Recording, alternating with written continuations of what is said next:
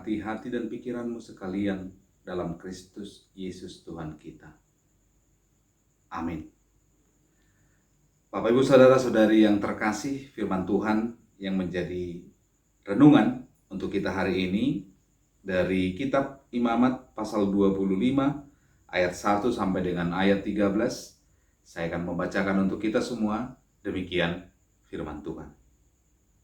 Tuhan berfirman kepada Musa di Gunung Sinai, "Berbicaralah kepada orang Israel dan katakan kepada mereka, apabila kamu telah masuk ke negeri yang akan kuberikan kepadamu, maka tanah itu harus mendapat perhentian sebagai sabat bagi Tuhan. 6 tahun lamanya engkau harus menaburi ladangmu, dan 6 tahun lamanya engkau harus merantingi kebun anggurmu dan mengumpulkan hasil tanah itu. Tetapi pada tahun yang ke-7, haruslah ada bagi tanah itu suatu sabat, masa perhentian penuh, suatu sabat bagi Tuhan. Ladangmu janganlah kau taburi dan kebun anggurmu janganlah kau rantingi. Dan apa yang tumbuh sendiri dari penuaianmu itu, janganlah kau tuai, dan buah anggur dari pokok anggurmu yang tidak dirantingi, janganlah kau petik. Tahun itu harus menjadi tahun perhentian penuh bagi tanah itu. Hasil tanah selama sabat itu haruslah menjadi makanan bagimu, yakni bagimu sendiri, bagi budakmu laki-laki, bagi budakmu perempuan, bagi orang upahan dan bagi orang asing di antaramu, yang semuanya tinggal padamu. Juga bagi ternakmu dan bagi binatang liar yang ada di tanahmu, segala hasil tanah itu menjadi makanannya. Selanjutnya, engkau harus menghitung 7 tahun sabat, yakni 7 kali 7 tahun, sehingga masa 7 tahun sabat itu sama dengan 49 tahun. Lalu engkau harus memperdengarkan bunyi sangkakala di mana-mana dalam bulan yang ke-7 pada tanggal 10 bulan itu. Dan pada hari raya pendamaian, kamu harus memperdengarkan bunyi sangkakala itu di mana-mana di seluruh negerimu. Kamu harus menguduskan tahun yang ke-50 dan memaklumkan kebebasan di negeri itu bagi segenap penduduknya. Itu harus menjadi tahun Yobel bagimu. Dan kamu harus masing-masing pulang ke tanah miliknya dan kepada kaumnya. Tahun yang ke-50 itu haruslah menjadi tahun Yobel bagimu. Jangan kamu menabur. Dan apa yang tumbuh sendiri dalam tahun itu, jangan kamu tuai. Dan pokok anggur yang tidak dirantingi, jangan kamu petik buahnya. Karena tahun itu adalah tahun Yobel, haruslah itu kudus bagimu. Hasil tahun itu yang hendak kamu makan harus diambil dari ladang. Dalam tahun Yobel itu, kamu harus masing-masing pulang ke tanah miliknya. Demikian firman Tuhan. Bapak Ibu Saudara-saudari yang terkasih dalam Kristus Yesus, peristiwa keluarnya bangsa Israel yang dibawa oleh Allah melalui Musa dari tanah Mesir menuju tanah yang dijanjikan oleh Allah menjadi momentum sejarah besar bagi bangsa Israel. Kenapa? Karena selama di dalam perjalanan tersebut, mulai dari Mesir sampai ke tanah yang dijanjikan oleh Allah, bangsa Israel menerima hukum Taurat yang menjadi panduan hidup mereka setiap hari. Dan nas kita pada hari ini adalah merupakan bagian dari panduan kehidupan yang diberikan oleh Allah kepada bangsa Israel melalui hambanya Musa. Bapak Ibu Saudara-saudari yang terkasih, kita lihat di dalam nas kita ini, di awal khotbah kita hari ini, Tuhan berfirman kepada Musa di Gunung Sinai. Artinya, apa yang dikatakan oleh Allah, apa yang harus dilakukan oleh bangsa Israel di dalam nas kita ini, itu dikatakan oleh Allah sendiri kepada bangsa Israel. Artinya adalah bahwa apa yang disampaikan di dalam nas kita ini bukanlah merupakan kesepakatan di antara para tetua bangsa Israel. Bukan juga merupakan apa yang dikatakan oleh Musa kepada bangsa Israel. Tetapi Tuhan sendirilah yang menyatakannya kepada bangsa Israel. Kalau Tuhan sendiri yang menyatakannya, tentu apa yang dikatakan Tuhan itu adalah merupakan kebaikan bagi bangsa Israel. Apa yang difirmankan langsung oleh Allah adalah merupakan kebaikan juga bagi kita. Bapak, Ibu, saudara-saudari yang terkasih, ada dua hal yang disampaikan oleh Allah kepada bangsa Israel melalui Musa di dalam nas kita ini yang harus mereka ikuti nantinya dan akan mereka hidupi di tengah-tengah peribadahan dan di tengah-tengah komunitas bangsa Israel selanjutnya, yaitu tahun Sabat dan tahun Yobel. Tahun Sabat dihitung 6 tahun mereka bekerja, tanah itu mereka eksploitasi, tanah itu mereka usahai, tanah itu mereka kembangkan dan mengambil hasil dari tanah itu. Tetapi pada hari tahun yang ketujuh adalah merupakan tahun perhentian bagi tanah.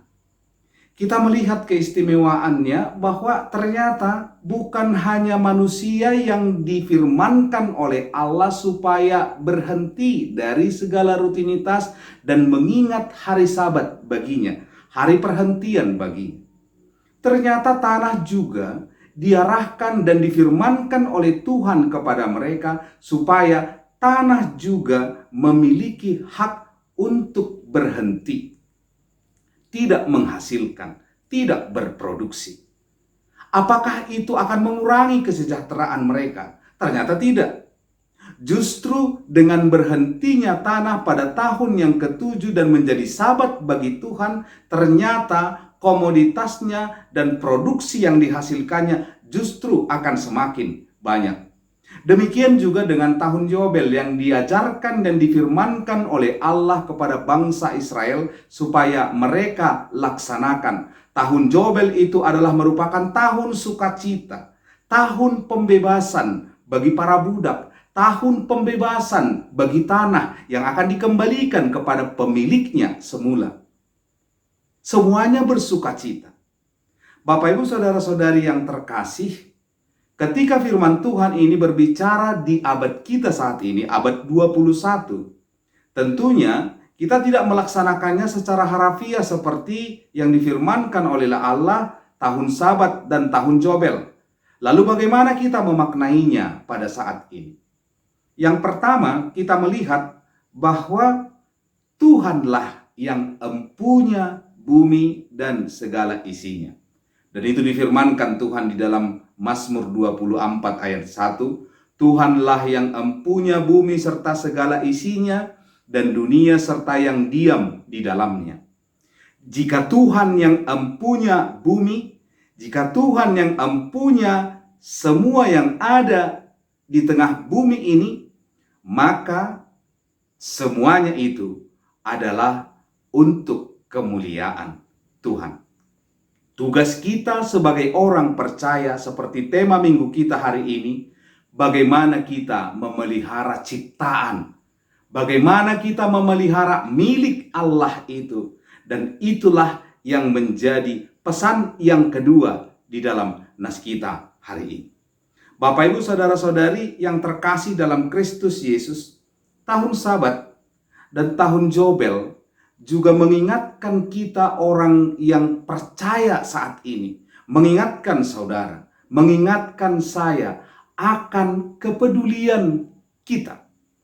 Kepedulian kepada keluarga, kepedulian kepada orang lain, kepedulian kepada lingkungan, kepedulian kepada semua ciptaan Allah. Allah mengarahkan kita, Allah mengarahkan bangsa Israel menjadikan tahun yang ketujuh itu dan tahun yang ke-50 itu sebagai Sabat bagi Tuhan.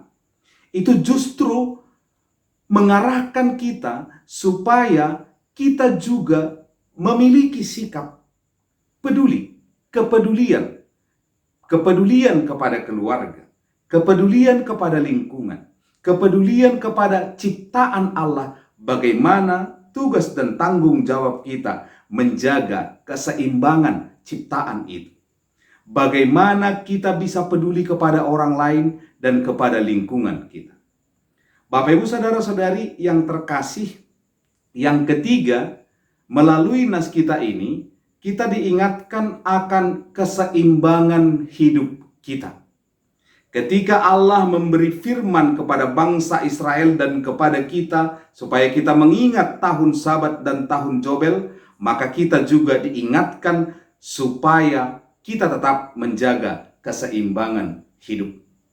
Dan ini diuraikan dengan sangat baik oleh Rasul Paulus di dalam 2 Korintus 8 ayat 15, seperti ada tertulis, orang yang mengumpulkan banyak tidak kelebihan, dan orang yang mengumpulkan sedikit tidak kekurangan. Itu teologi keseimbangan Rasul Paulus, bahwa dengan tahun Sabat, dengan tahun Jobel, orang percaya diajarkan supaya mau berbagi. Bagaimana bangsa Israel pada tahun yang ke-7 tidak mengambil hasil dari tanah yang diusahakannya, dan pada tahun Jobel mereka harus mengembalikan tanah dan mengembalikan budak yang ada di rumahnya ke tempatnya semula.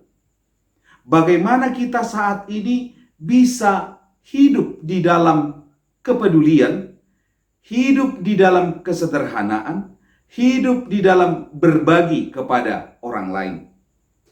Bagaimana orang yang mengumpulkan banyak, yang mendapat berkat yang banyak, yang berkelimpahan, dia mau berbagi dengan orang yang tidak memiliki.